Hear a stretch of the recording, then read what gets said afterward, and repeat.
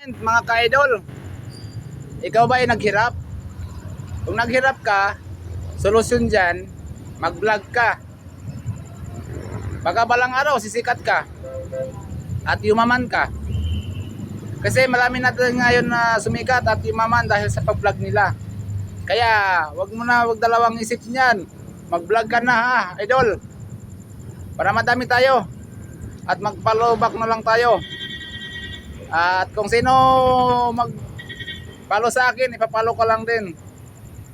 Kaya mag-vlog ka na, idol, ha?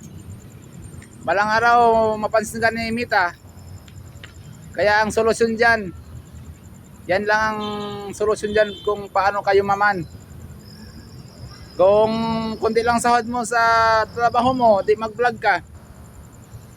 Para same tayo. Ako, nagsisimula na din ako. Baka balang araw, mapansin tayo ni Mita. Siyempre, makatulong din tayo sa ating kapwa. Mga ka-idol, maraming salamat po ha. Mag-vlog na kayo. Ito ang solusyon. Kung naghirap ka, mag-vlog ka. Para madami tayo. At maraming salamat po mga ka-idol. God bless. Mag-vlog ka na ha. Magsimula ka na ngayon. Sige, maraming salamat po, idol. Bye-bye.